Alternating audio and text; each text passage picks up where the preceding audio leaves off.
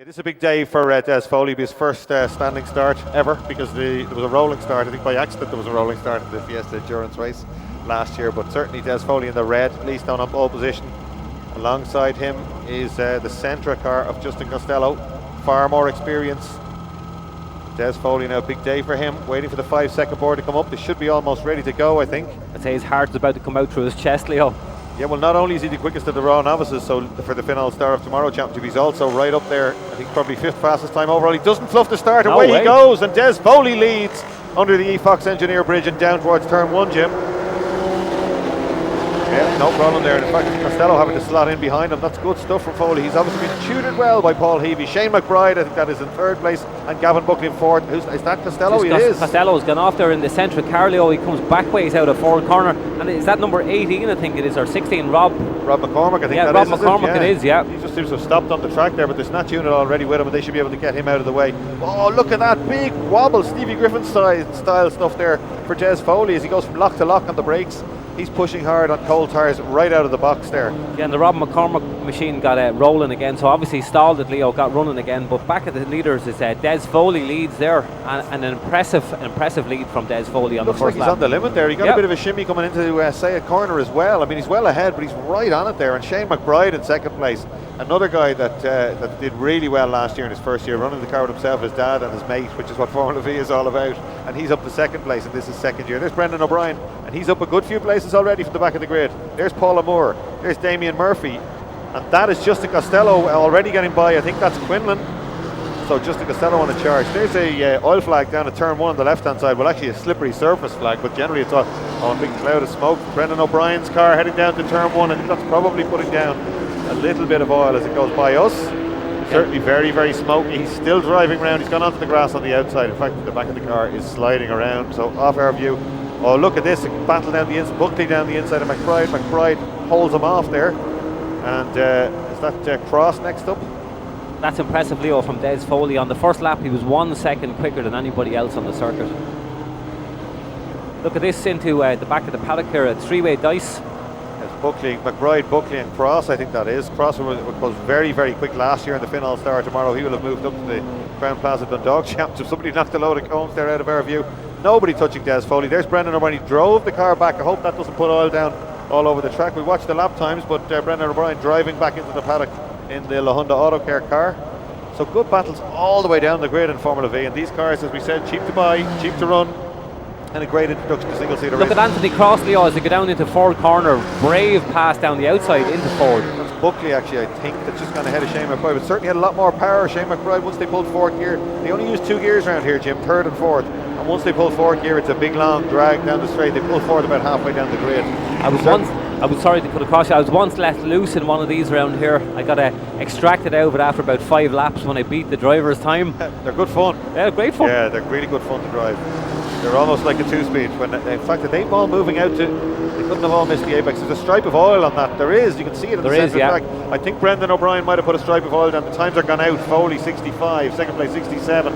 So yeah, there's definitely oil down now, and I think Brendan O'Brien might have been better off walking back to the pits than driving back. Oh, look at this. There's contact surely there as they go around the second bit of the S's. Is that Quinlan? We're not sure who that is as they head up there. It is Quinlan. Michael Quinlan and Anthony Cross. Yeah, Michael Quinlan from well back in the grid. Really impressive guy. Just took it up mid last year and runs that car himself, but certainly not afraid to give a little bit of help, I think, that time to Anthony Cross as they went through Sayat corner. He's dropped back a little bit, maybe it happened by mistake. He's dropped back just a little bit. Shane McBride now, Anthony Cross, and a big lock up from Quinlan, and somebody coming up behind them, and that's Ger Byrne, is it? It is. They're all beginning to close up a little, and they're moving around on the track, taking odd lines. I think, Jim, they're looking to avoid the oil. You can see them all beginning to squirm around, but the times are gone way out. It's not affecting the leader, Des Foley. He was still 1 second quicker than anybody else again on that last lap. So Des Foley, he's got the measure of these guys very, very easily. Maybe he's got damage turned off. You know these gamers, maybe he's turned off the damage on these Formula V and he can just keep going. But Ger Byrne now having come well back. It's the old dog for the long road. Ger Byrne very quick in the wet, and that's always a good sign. And probably loving the fact it's a little bit slippery. He's closed in on all these less experienced drivers in front. There's Anthony Cross, ex-autocross racer. There's Michael Quinlan, who's done superbly. Yeah, he's even quicker. That's where it is. Do you know what it is? It's Cross is a little bit circumspect coming through the second bit of the S's, and that's where Quinlan has a go. And Quinlan fires it down the inside. A very decisive move. Ger Byrne tries to go with him across, closes the door. But certainly in a straight line, I wonder is, no, there's no problems there for any of them. There's not much difference there at all. Quinlan just hanging on. In fact, across his car slightly quicker perhaps. Yeah, and again, Foley quickest again on that last lap, Leo, into the 105.5. Quinlan's transponder not showing there going by. He's now showing behind Anthony Cross, but he's clearly ahead, and he was ahead when they went over the line. So I'm not sure what's up with the timing system there. But anyway, let's just talk about what's on the track. McBride, that is, then Quinlan, then Anthony Cross, then Ger Byrne. And as you said, out in front and leading by 5.1 seconds is Des Foley. He's on expert mode on the PlayStation or the Xbox. Really going nicely. So they're going to catch a back marker soon. Ger Byrne's got by Anthony Cross now. It turns to be a tighter line right into the apex and just shot by him on the way out of the corner. So Anthony Cross's car looks must be a little bit more unstable through the second bit of the S's there, because that's where he's losing all the time. But there's Buckley up front, then McBride, then Quinlan closing in. Looks like the danger man, perhaps the red chain with the silver helmet. Yeah, Quinlan looks very, very quick compared to the car just in front of him, the 46 machine. Well, let's see as they go by. Does he show this time? No, he doesn't. For some reason, no, he does eventually. It was taking a minute for his transponder, I think, to go. He's gone right around the outside. Quinlan down in turn one. He's lost the spot, has he? No, he's still there. They're lapping a similar coloured car. There's Ger Byrne. Anthony Cross just going by that. And Justin Costello posted the fastest lap on that last lap, Leo. Well, after his early spin, a bit like young Dempsey in the Genettas, the dander will be up as they fight back and try and get back up through the grid.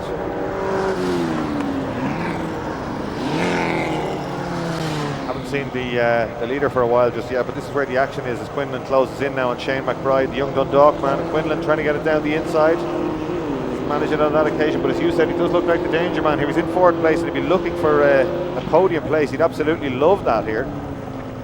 A good run, good steady drive from him, quick through the S's. Buckley it is. Can he go down the inside of McBride? He's good on the brakes up into Dunlop, Quinlan, but McBride just closes the door and right out onto the curb. Third gear, just when they get the dip at the bottom of the hill, around there they pull fourth gear, and there's not much difference in any of those engines right now. There goes Buckley, McBride, Quinlan, Ger Byrne and Anthony Cross. Way out in front, Jim. Sorry. Yeah, go ahead there. And a great drive by Gavin Buckley. Gavin Buckley now beginning to break the second and third position challenge of McBride and Quinlan. He's beginning to edge away in that second position. So there's Des Foley, is it? Indeed it is, in the Works Leastone, the car built just down the road here in Robertstown by Paul Heavey and his team, and he really has gelled well with that team. He went well in testing, loves the car, no preconceptions. They're running on Toyota tyres for the first time this year. They've moved from a Dunlop tyre, and they were having a vote downstairs at lunchtime because the tyres are apparently 11 kilos heavier when they put onto the car than the Dunlops. Wow. So they may have to change the weight limit or something like that, but certainly they work quite well on these cars. This is a good battle now. McBride still holding back. You were right there, Buckley beginning to get away. McBride going defensive. Look at Ger Byrne using curbs, grass, anything he can try at all. And he tries down the outside, big lock. Oh, look at Quinlan again. It's a good battle, this one, Jim. Ger Byrne gets a great run there on Quinlan, so Ger Byrne could get the run, and he's side by side, Leo, as they head down towards the Ford corner. Yeah, I think he should have this and one. And Ger Byrne's got it. Yeah. Down the inside, 7 minutes still to go on this one. I think Des Foley could have brought the PlayStation with him at this stage. He's leading by 7.1 seconds in his first ever single-seater race, so impressive stuff by Des Foley.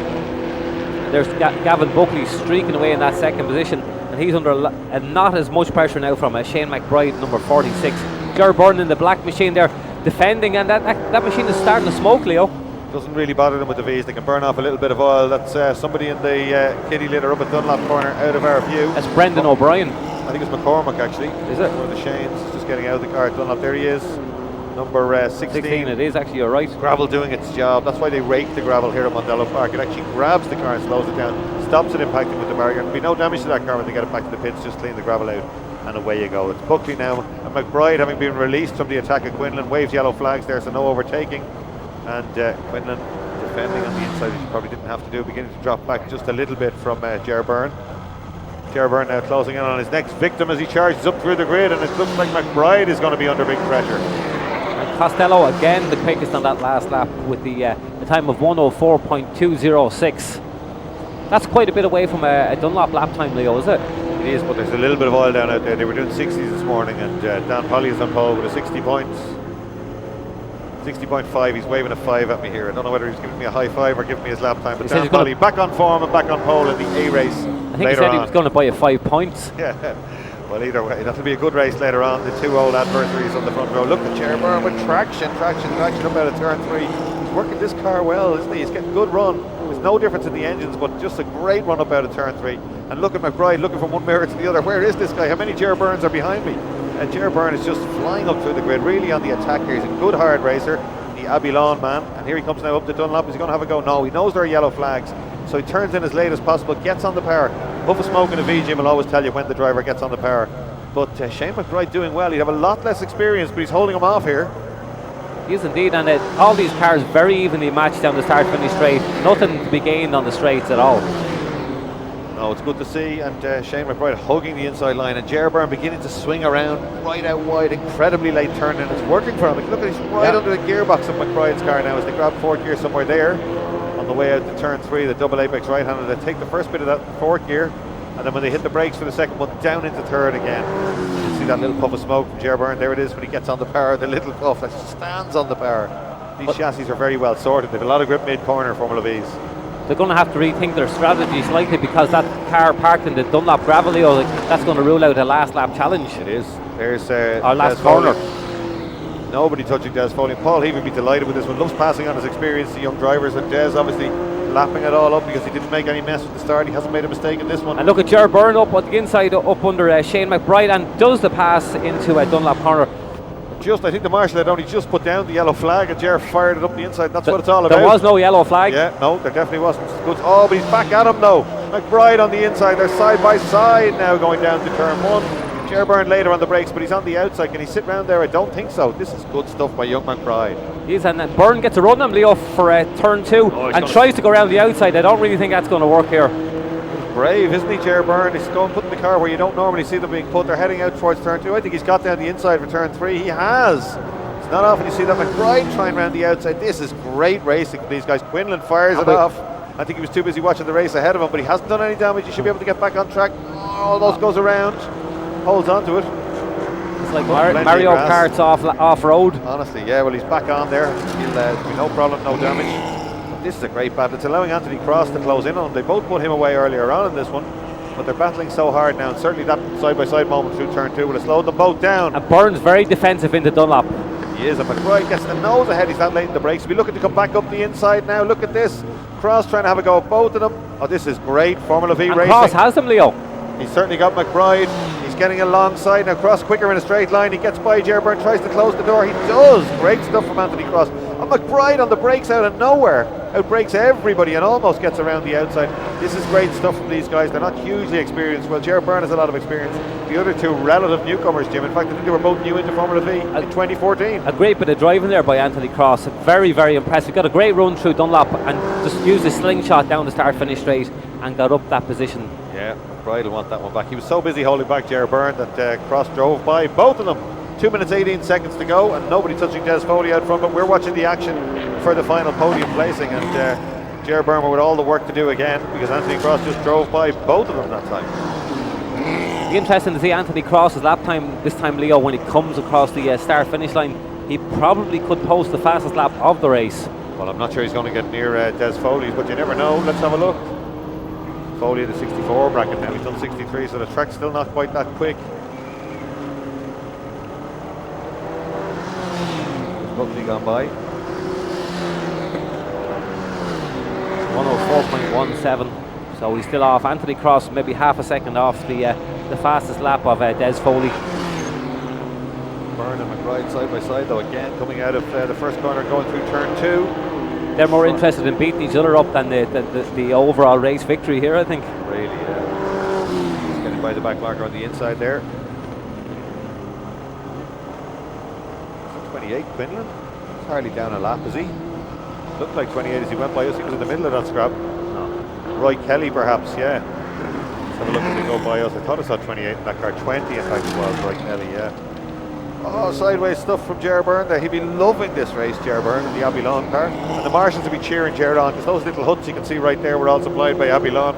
And they used to have to stand out in the rain before then, but that's what Ger does, wood products. And here comes McBride again down the outside. He knows what he's trying to do, Jim. He's trying to get back up the inside, but he's not quite carrying it off. No. Sherburne has the car placed exactly where he needs to be, but McBride gets a run down the start-finish straight as we come towards fourth corner. Byrne has the ideal line, but can McBride make it pay? Oh, Byrne just goes back on him on the brakes there. They're both good and late on the brakes down there, so the man on the inside will always take him when that happens. And we're in the last 30 seconds, Leo, so we should have the checkered flag at the end of this lap. Here's Des Foley now, hasn't put a wheel wrong in the works Leastone, 26, heading for the checkered flag for his first ever single-seater race, and you can see the determined look on his face. The yellow cross on the back means he's a novice. This is what Formula V is all about, and this man is going to be very, very hard to beat to the Finol Star of Tomorrow Championship in 2015. Here he comes up to Dunlop, down to third gear, no mistakes. This is good stuff, Jim. Yeah, I think he's going to be celebrating tonight in the bar after this one. Is that his first victory overall, Leo? It's his first race, his second car race ever, and his first victory. Wow. Yeah, Excellent. Great stuff from him. Fist in the air as he goes by the grandstand. That's good stuff from Des Foley. He'll be tweeting later at Really Des, and hopefully he'll be using the hashtag Mondello Park. Shane McBride on a last run to the flag. He's got down the inside of Ger Byrne. Great stuff. Buckley takes second. Cross takes third. But fourth place after the best race we've seen all day, perhaps, is just about McBride ahead of Ger Byrne. And that is what Formula V is all about. Great stuff from these guys. These are the novices, remember. Dan Polly, best of luck to him. He's leaving us here and heading down. He's got to start the A race in pole position. We'll see these guys back out again, so they can't celebrate just yet, Jim. We might nearly press gang Paul Heavey into buying his a celebratory drink after that one. Well, let's see how the other one gets on. We've just got a tweet in from David Heavey. Actually, he's delighted with Really Des. At Really Des is Des Foley's Twitter handle, and of course the Leastone boys are very, very happy with him. Why wouldn't they be? I wonder, can anyone give him a run this year? He's not going to be easily beaten. 61 dead pretty much this morning he did in that car, and he's a novice, so he was a good bet as Paul Heavey jogs across the paddock. He's a good bet for the Finol Star of Tomorrow Championship this year. But great stuff from Irish Formula V. If you want to get into single-seaters, a very cost-effective way of doing it, Jim. Leo, he was a second faster than anybody in that race, so maybe I think the A race is beckoning for him for certain. Well, he's fifth overall in qualifying today, so he would have been fifth to the A race, but of course he's in this in the B race because that's the championship he's in. But fantastic stuff from him, and some great battles all the way down the grid. And what I love to see is that when you see a good, clean, hard battle, there's nobody sticking wheels in or anything there or weaving at each other. They all had a really, really good go and fought hard. And it's great for Irish Formula V. It's great for the Star of Tomorrow, and hopefully we'll see more of that as it goes on. Fergus, no doubt, will be on his way down there to grab hold of these guys. In fact, he's already down there, and he'll have a chat with Des Foley and all the rest. But fantastic stuff from these guys in Formula V in the Crown Plaza Dundalk Hotel sponsored B Championship and the Finol Star of Tomorrow C Championship. And remember, the winner of that Finol Star of Tomorrow C Championship gets a test, in fact probably a race in the UK, I think, in Paul Heavey's Formula 1000, the beautiful single-seater motorbike engine car that the Robertstown manufacturer produce. Well done, and we'll see you later on, hopefully out there. We bring our winner in. Des already got his trophy there. Well done, Des. Well, yeah. All right, that's fair enough. All right, well, you obviously do winning and driving fast because you just walked away with that one. Yeah, there was a bit of oil everywhere on the track, and I kind of made hay and just got away at the beginning, and then just kept my distance from there on. There was a few times I nearly lost it, and I was like, I'm not going to push anymore. I have to kind of keep what I have, so I did. Well, we're doing 1 minute 3, so it's a little bit off, but probably not that far off. No, in qualifying I did a 1 minute 1.2, so definitely there's, I wasn't pushing because I couldn't. But everyone else was off by the same amount as well because it was so treacherous. So. You have some previous experience, but it's quite limited. Are you still running in? Are you able to run in the Finol Star Tomorrow Championship? Yeah, I've done 2 races prior to this ever. So most of my racing is all in a virtual sense on Gran Turismo or iRacing, sim racing in general. So that's my background. Taking part in 2 national races prior to this. So I presume I'm in the championship. I hope I can mix it with the big boys by the end of the year, though, when I get more experience. Well, you proved it in your virtual racing, as you say. You were part of the Nissan competition, weren't you, at one stage? Yeah, the Nissan GT Academy. It's run by PlayStation and Nissan, and it basically gives the best Gran Turismo gamers a chance to go out on track for real and prove what they've got. And I took part and I did really well, but I didn't win, unfortunately. So now I'm... Well, you obviously learned something from it. Well done on your win here today, your first race win in the real world. Yeah, cheers. Thanks a million for everything. All right. Thank you very much.